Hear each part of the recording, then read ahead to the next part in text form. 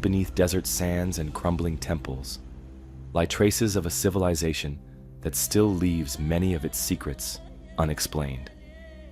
Ancient Egypt left behind towering monuments and weathered artifacts that have survived for thousands of years, forming a picture of a culture that mastered engineering, chemistry, medicine, and astronomy. However, much of the knowledge behind these achievements has been lost. Thousands of years later, we are left with only fragments of how advanced their society truly was. What remains is a history filled with gaps, unanswered questions, and mysteries that continue to challenge historians and archaeologists today. And in this documentary, we'll explore 50 of the most fascinating mysteries, uncovering the strange, the unexplained, and the forgotten pieces of Egypt's past.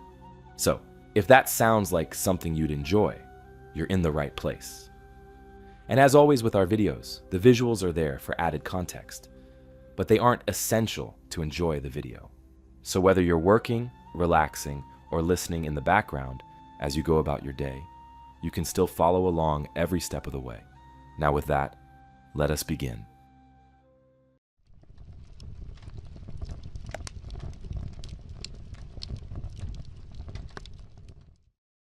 About 5 miles south of the Giza Plateau lies a restricted military zone that hides one of the most significant engineering anomalies in the Nile Valley.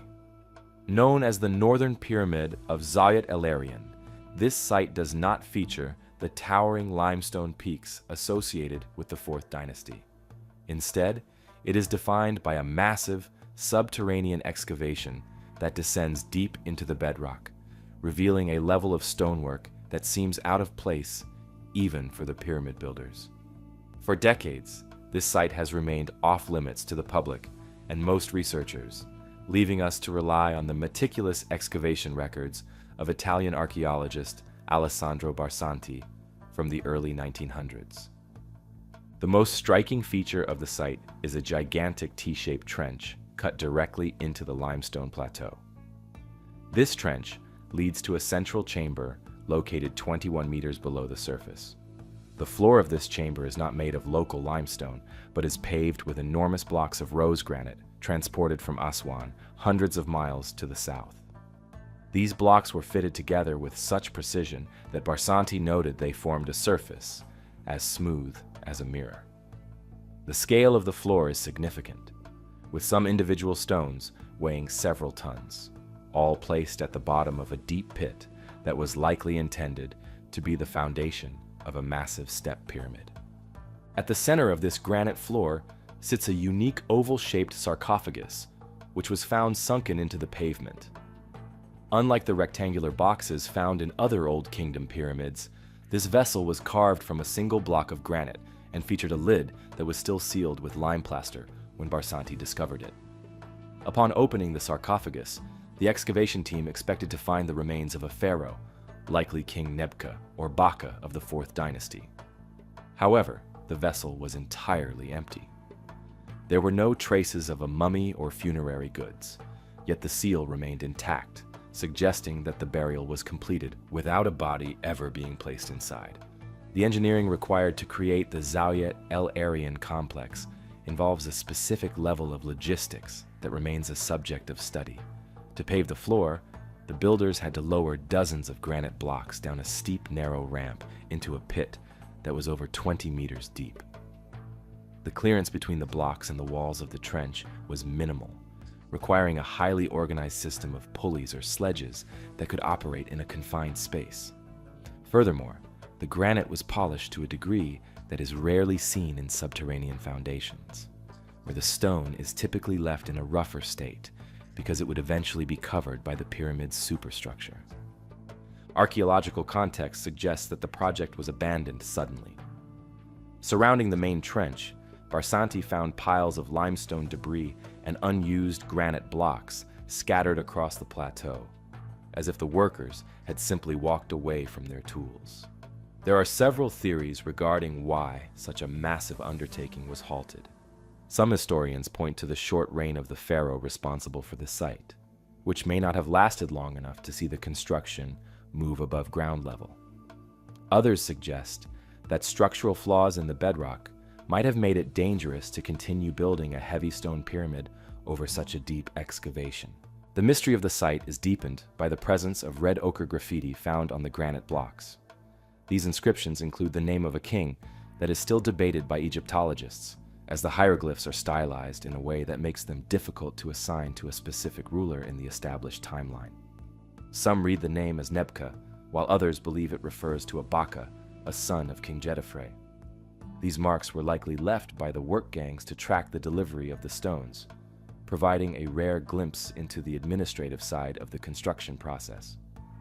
Since the mid-20th century, the site has been used by the Egyptian military, preventing any modern high-tech analysis. We lack modern ground-penetrating radar data or high-resolution 3D scans that could tell us if there are further chambers hidden beneath the polished granite floor. The only available photographs are grainy black and white images from the 1900s, which show a site that looks more like a modern industrial excavation than an ancient tomb. The sheer vertical walls of the trench and the flat, machine-like finish of the pavement continue to fuel discussions about the true capabilities of Old Kingdom engineers. The void left by the lack of physical access has allowed various theories to circulate regarding the purpose of the pit. While the presence of a sarcophagus points toward a funerary function, the oval shape and the lack of a body suggest a symbolic or ritual use that differed from the standard burials at Giza or Saqqara. Some researchers have noted that the site's dimensions and alignment closely mirror the Great Pyramids, suggesting it was part of a larger territorial plan that was never realized. Until the military restrictions are lifted and modern archaeology can return to the site, Zawiat el-Aryan remains a closed chapter in the history of Egyptian engineering.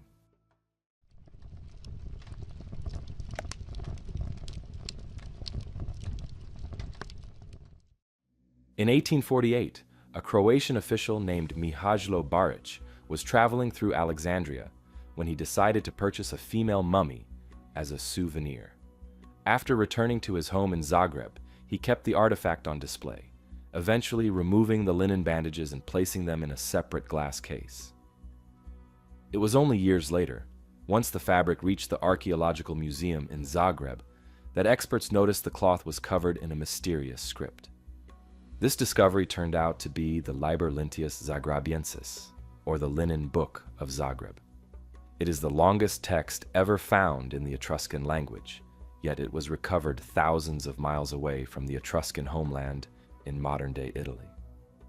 The artifact is made from a single piece of linen that was originally over 3 meters long. At some point in antiquity, it was cut into 12 strips to be used as bandages for a mummified woman, a process that unintentionally saved the ink from the elements. When researchers reconstructed the strips, they found over 1,300 words of Etruscan text written in a style from the 3rd or 2nd century BC. This was an era when the Greek Ptolemies ruled Egypt, and the Roman Republic was beginning to take over the last Etruscan cities.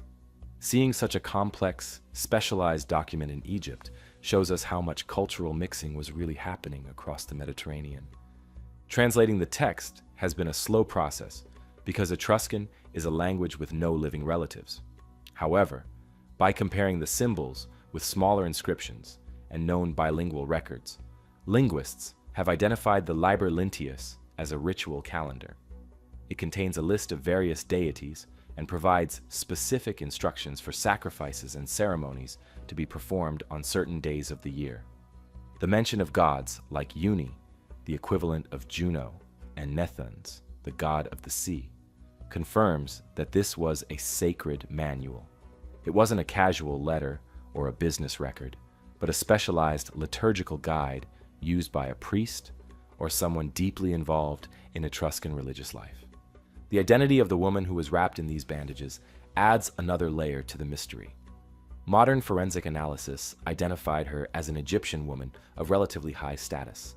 A small papyrus found with her body named her as Nessi Hensu, the wife of a tailor. There is nothing in her burial style or titles to suggest she had any Italian or Etruscan heritage. This raises the question of why a typical Egyptian burial would use a rare foreign religious text as its primary wrapping material. One theory is that the Etruscan community in Egypt had largely faded away by the 2nd century BC. In bustling trade hubs like Alexandria, second-hand linen was a valuable commodity and was frequently sold to embalmers who needed large amounts of fabric for their work. It is possible that the sacred book of a closed Etruscan temple or a deceased priest was sold as scrap material. The embalmers, likely unable to read the foreign script, would have just seen a long roll of high-quality linen. If this is true, it means the most important literary record of a lost European civilization survived only because it was treated as industrial waste in an Egyptian workshop. Another possibility is that Etruscan families who moved to Egypt during the Hellenistic period brought their religious books with them. We know that mercenaries and merchants from the Italian peninsula often settled in the Nile Valley. A family might have kept their ancestral texts to maintain their traditions in a foreign land. If that family lineage eventually ended, their belongings could have been repurposed or sold. This would explain how the book got to Egypt, even if its use as a shroud still seems like a strange coincidence. The historical context of the 3rd century BC was a time of massive migration. As Rome expanded, many Etruscans left their homes and took their knowledge of rituals and oracles with them. Some of these individuals found work in foreign courts as advisors. The Liber Lenteus represents a specific branch of knowledge called the Etrusca Disciplina, which the Romans respected so much they continued to consult Etruscan priests for hundreds of years. Finding this text in Egypt provides a physical record of how these specialized religious practices moved across the ancient world. The scientific study of the Zagreb strips has relied on infrared photography and multispectral imaging to read text that faded long ago. These tools have allowed scholars to rebuild the calendar with nearly 80% accuracy, revealing the names of months and festivals that were lost to history. Despite this progress, about a third of the vocabulary still hasn't been translated. The grammar is unique and lacks a clear modern descendant, which makes the Liber Lenteus the most important source we have for understanding how the Etruscans viewed time and the divine. The survival of the linen book is a major archaeological fluke. If this document had stayed in the damp climate of Italy, the linen would have rotted away in a matter of decades. It was only the dry, stable environment of an Egyptian tomb that allowed the fibers and the ink to last for over 2,000 years. It is a rare case where the burial customs of one culture provided a protective vault for the history of another. The Zagreb mummy remains a central piece of evidence for researchers, looking at the deep connections between the civilizations of the ancient Mediterranean.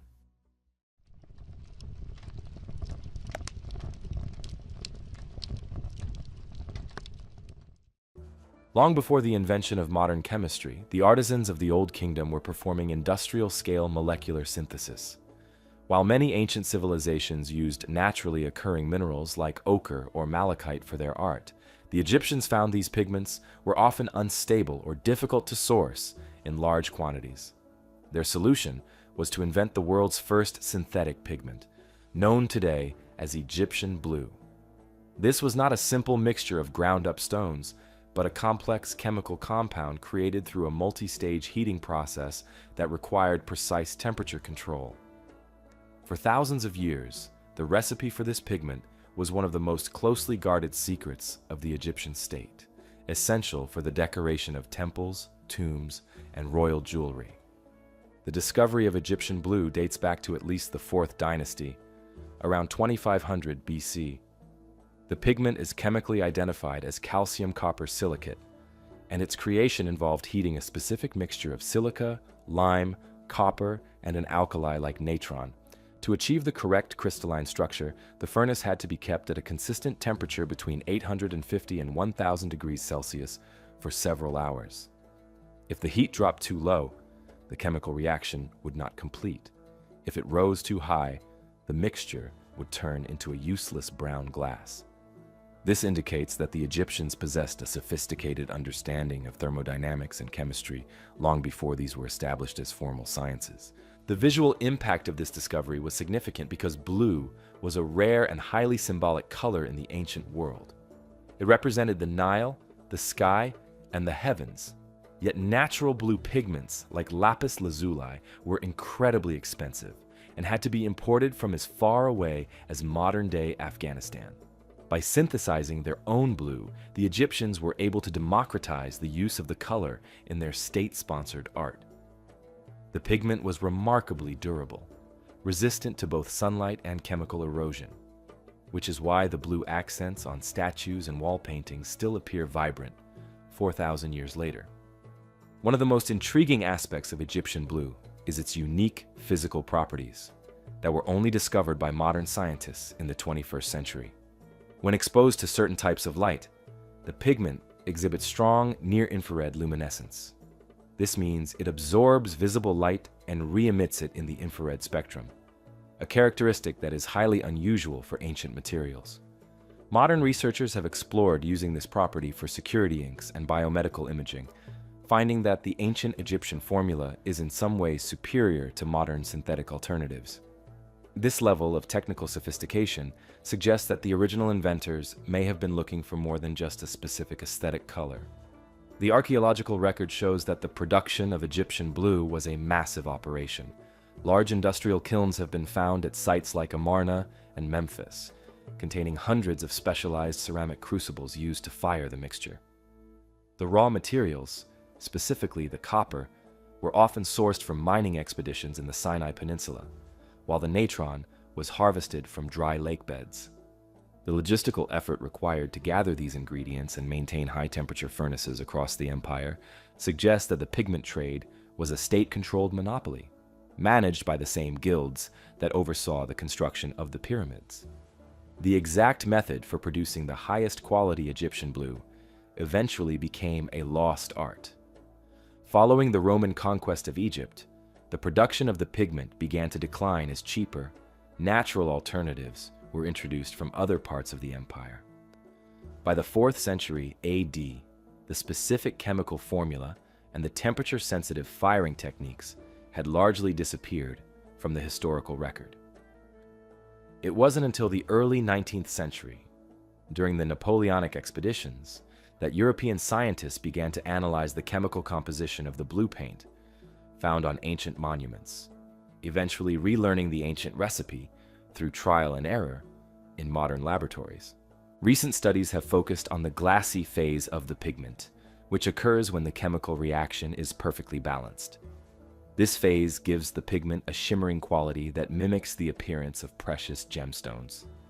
Some researchers believe that Egyptian blue was originally developed as a synthetic substitute for lapis lazuli, which was often referred to as the stone of the gods. By creating a man-made version of this rare material, the Egyptians could produce large-scale architectural features that looked like they were carved from solid gemstone, a feat that would have been financially and logistically impossible using imported minerals. The mystery surrounding Egyptian blue continues to evolve, as new technology allows us to see the pigment in ways the ancients never could. Forensic analysis of artifacts has shown that the pigment was often used as a base layer for other colors to enhance their depth and longevity. The fact that the Egyptians were manipulating matter at a molecular level to create a specific technical outcome remains one of the most impressive achievements of their civilization. It serves as a reminder that the magic described in ancient texts was often a highly advanced form of applied science that functioned with industrial consistency across millennia.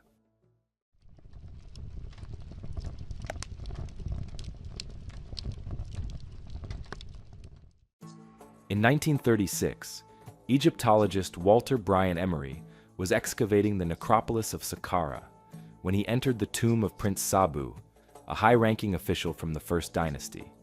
Among the expected pottery and stone vessels was an object that looked entirely out of place for a burial dating to roughly 3000 BC. It was a circular plate made of metasilt stone, commonly known as schist, measuring about 60 centimeters in diameter. This artifact, now famously known as the Sabu disc, featured three thin, curved lobes that folded inward toward a central hub. Its design was so precisely executed and looked so modern that it was initially mistaken for a contemporary piece of hardware. The context of the find is what makes the object a significant archaeological puzzle. The First Dynasty was a period of early unification, a time before the construction of the Great Pyramids, and, crucially, before the wheel was widely used in Egypt. While the Egyptians were masters of masonry, their tools at this stage were primarily made of copper, wood, and stone. Yet the Sabu disc is carved from a very brittle material that flakes easily. To achieve its thin, uniform edges and the complex geometry of the three lobes, without shattering the stone, would require a level of skill and patience that is difficult to quantify. When the disc was first analyzed, many scholars categorized it as a ceremonial bowl or an ornamental centerpiece. The logic was that since the technology for gears or propellers did not exist in the Bronze Age, the object must be decorative. However, the shape is functionally strange for a vessel. If used as a bowl, the three folded lobes would make it incredibly difficult to hold or pour liquids, and the central hub suggests it was meant to be mounted on a spindle or an axle. This has led a generation of researchers and engineers to look beyond the ritual object label to find a more practical mechanical purpose. One of the most discussed theories involves the disc's potential role in fluid dynamics. Some contemporary engineers have noted that the curved lobes are remarkably similar to those found in modern industrial mixers or impellers used to move large volumes of water or air. In an agricultural society like Egypt, which relied heavily on the management of the Nile's floodwaters, a device that could effectively move water would have been invaluable. Experiments with three-dimensionally printed replicas of the disc have shown that when spun in a fluid, the lobes create a specific vortex that is highly efficient for aeration or mixing. This leads to the possibility that the Sabu disc was a stone prototype for a more common wooden or metal tool that has not survived the ages. Another perspective focuses on the possibility that the disc was part of an early manufacturing process. Some have suggested it could be a specialized component for a potter's wheel or a flax spinning device. The central hub is perfectly sized to receive a wooden shaft, and the symmetry of the lobes would allow for a stable, balanced rotation at high speeds. If the Sabu disc was indeed a mechanical component, it would suggest that the early Egyptians were experimenting with rotational physics long before the standard historical timeline credits them with such innovations. The material itself, schist, presents a mystery in terms of manufacturing. It is a metamorphic rock with a layered structure that makes it prone to splitting when subjected to impact. Carving the delicate paper-thin lobes of the disc would have required an abrasive process rather than a traditional chiseling method. This likely involved the use of copper saws and drills combined with a slurry of quartz sand to slowly wear away the stone into the desired shape.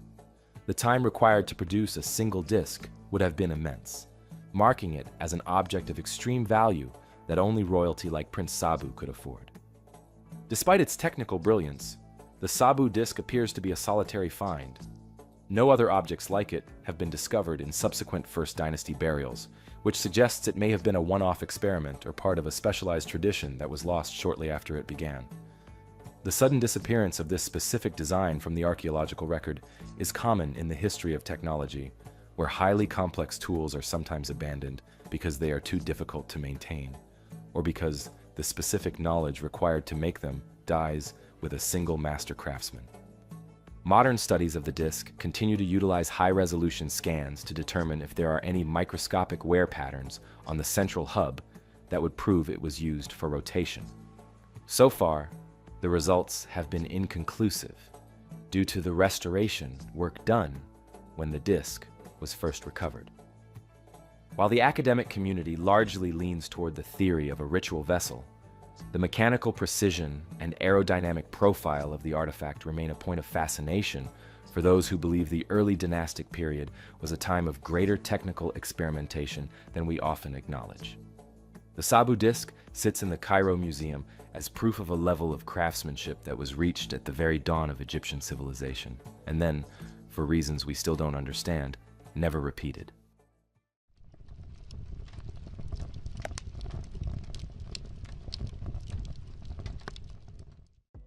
While the Sabu disk left us with an unknown archaeological marvel, archaeologists working at the Abusir necropolis uncovered a technical feature within the funerary complex of Pharaoh Sahur that fundamentally changed the understanding of 5th dynasty engineering. While excavating the mortuary temple and the causeway leading to the pyramid, the team discovered a highly sophisticated drainage system composed of copper piping. This was not a primitive stone trench or a simple mud brick canal, but a specialized metal plumbing network that spanned over 400 meters. The existence of such an extensive metal infrastructure, dating back approximately 4,500 years, indicates that the Old Kingdom possessed a mastery of hydraulics and metallurgy that was effectively unmatched for several millennia. The layout of the system was integrated directly into the stone foundations of the temple. The architects had carved deep channels into the limestone pavement to house the pipes, which were then covered with stone slabs to keep them hidden and protected. These pipes were created by hammering thin sheets of copper into cylindrical shapes, which were then joined together to form a continuous line. The joints were overlapping and sealed with a lead-based solder, or a thick resin, to ensure they remained watertight under pressure. This level of craftsmanship suggests that the builders understood the principles of fluid transport and the necessity of preventing leaks within a permanent stone structure. One of the most remarkable aspects of the Sahur system is the scale and the material cost. Copper was an incredibly valuable resource in the Bronze Age, typically reserved for high-status tools, weapons, and jewelry. To dedicate nearly half a kilometer of the metal to a subterranean drainage system represents a massive state investment.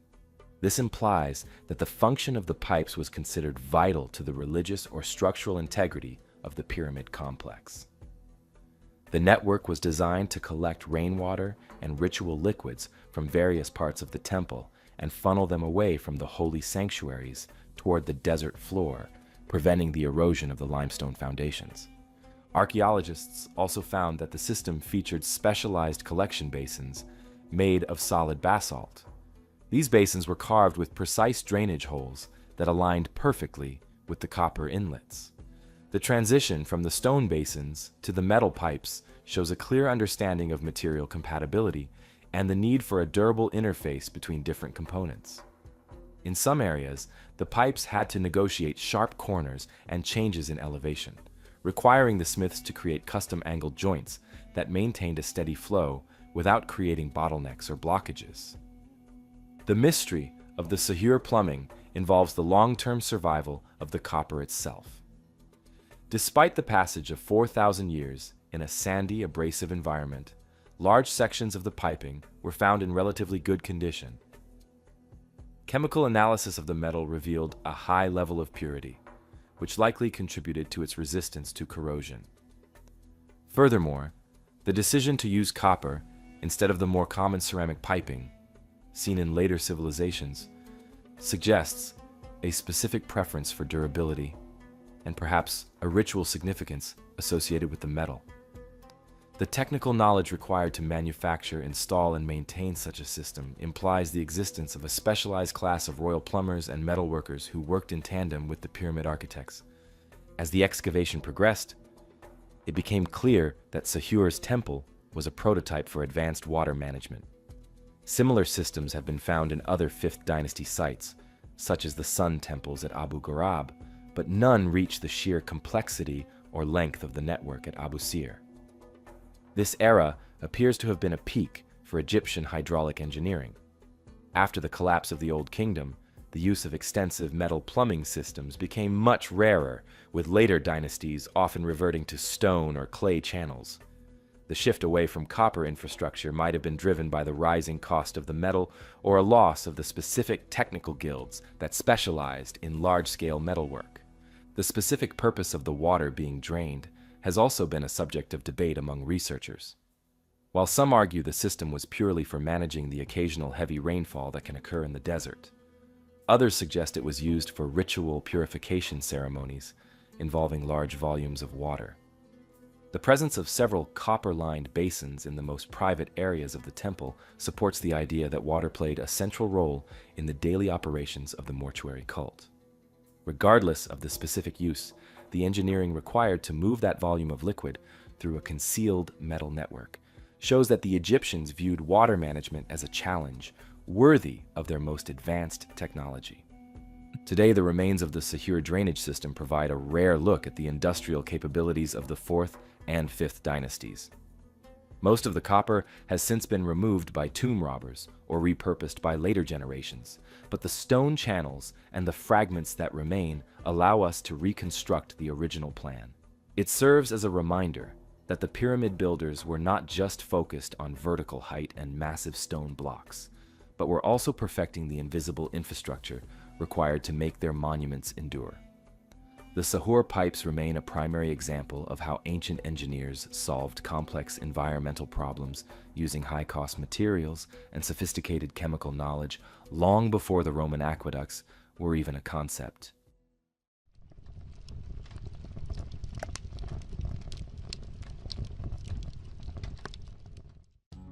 While the golden treasures of Giza often dominate the historical narrative, a discovery in the marshy wetlands of the Nile Delta would reveal a burial that challenged the established understanding of Egyptian wealth. In 1939, French archaeologist Pierre Montet was excavating at Tanis when he broke through the limestone walls of a tomb belonging to Psusennes I. To his surprise, he found a burial that had remained entirely untouched by looters for nearly 3,000 years. Inside the chamber sat a sarcophagus made not of gold or stone, but of solid silver, a material that was significantly rarer and more valuable than gold during the 21st dynasty. The presence of a silver coffin is a major archaeological anomaly that points to a shift in the economic reality of the Third Intermediate Period. Because silver had to be imported from long-distance sources like the Anatolian Plateau or the Iberian Peninsula, it was often considered more precious than the gold found in the eastern deserts of Egypt. The craftsmanship of the coffin is remarkably fine, featuring the pharaoh depicted as Osiris, with intricate engravings that have survived the humid conditions of the delta. Finding such a high concentration of this rare metal in a single burial suggests that even during a period of perceived political decline, the royal workshops maintained a high level of metallurgical skill. When Montet opened the silver sarcophagus, he discovered that it contained a second golden coffin inside, along with a stunning funerary mask made of solid gold and lapis lazuli. The burial of Psusennes I was as wealthy as that of Tutankhamun, yet he was a pharaoh of the late period, a time often characterized as one of poverty and chaos. The mystery for historians is how a ruler from a fractured Egypt managed to amass such a hoard of precious metals and why he chose to use silver as the primary protective layer. This choice might have had a specific religious meaning, as the Egyptians believed that the bones of the gods were made of silver, while their flesh was made of gold. The technical difficulty of preserving an intact tomb in the delta is another factor that makes this discovery unique. Unlike the dry, arid conditions of the Valley of the Kings, the high water table at Tanis meant that most tombs were quickly destroyed by moisture and salt. Psusennes I was buried in a stone-built chamber that managed to keep the interior dry enough to preserve the metals, although most of the wood and organic materials had rotted away.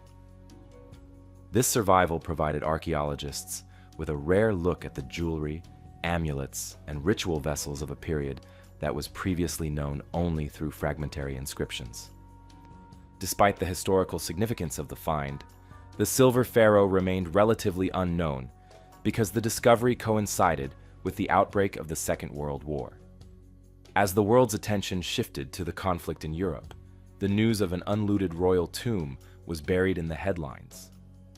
Scientific analysis of the artifacts has since shown that the silver used in the tomb was of a very high purity, requiring advanced refining techniques to remove lead and other impurities. The logistics of importing such large quantities of silver during a time of regional instability suggests that the trade networks of the 21st dynasty were far more robust than once thought. Archaeologists also found that several items in the tomb were repurposed from earlier dynasties, including the granite outer sarcophagus, which originally belonged to Merneptah, a pharaoh of the 19th dynasty. This practice of recycling monumental stone was common in the Third Intermediate period, but the combination of ancient stone and contemporary silver creates a strange stylistic blend. It shows a ruler who was deeply conscious of his heritage, literally wrapping himself in the history of the new kingdom while utilizing the most expensive materials of his own age. The tomb remains the only unlooted royal burial from this era ever discovered. The research at Tanis continues to yield new information about the health and life of Susenes I. Forensic studies of his remains revealed that he was an elderly man when he died, suffering from severe arthritis and dental issues that likely caused him chronic pain. His long reign of nearly 50 years provided the stability needed to construct the great temple of Amun at Tanis and to organize the massive wealth found in his burial. The silver sarcophagus stands as a physical record of a time when the pharaohs of the north were struggling to maintain their divine status in a rapidly changing world. The legacy of the silver pharaoh serves as a reminder that the most significant archaeological treasures are not always found in the most famous locations. By choosing to build his tomb in the difficult terrain of the delta, Susenes I managed to protect his final resting place from the professional grave robbers who had emptied nearly every tomb in Luxor. The discovery provides a vital link between the end of the Bronze Age and the rise of the Iron Age, showing a civilization that was still capable of producing extraordinary technical work during a time of transition.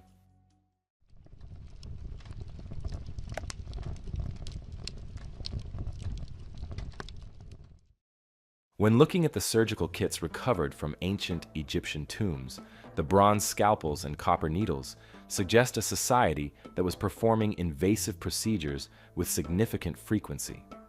These artifacts reflect a medical culture that was highly structured, operating out of institutions known as the Houses of Life. Within the medical papyri that have survived the millennia, researchers have identified a recurring reference to a specific mineral found near the ancient capital of Memphis. This substance, often called the Stone of Memphis or Lapis Memphiticus, was documented as a vital component in surgical preparation because of its reported ability to dull pain when applied to the skin. The use of the Stone of Memphis represents a specific branch of Egyptian pharmacology that relied on chemical reactions to achieve a medical outcome.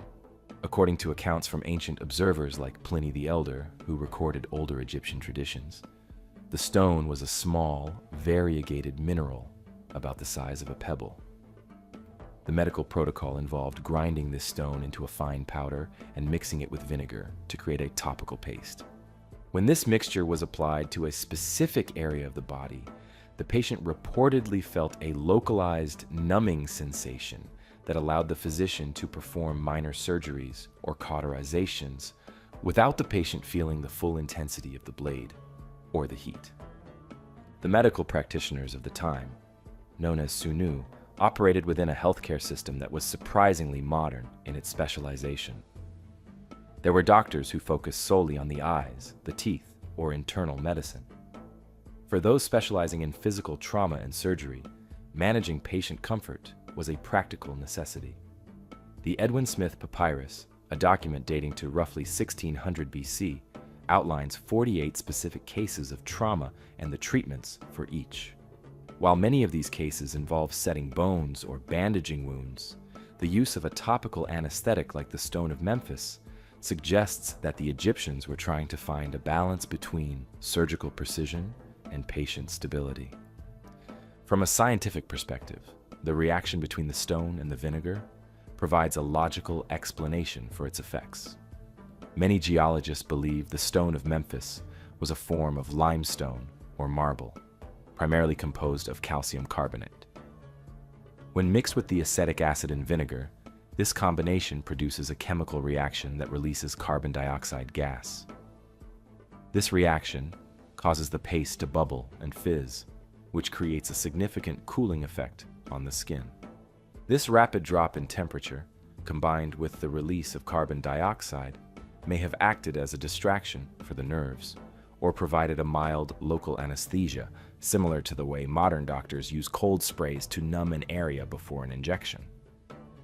In the daily life of an Egyptian medical clinic, the application of this stone paste was likely a routine part of preparing for a procedure. A doctor would have a dedicated assistant responsible for grinding the minerals and measuring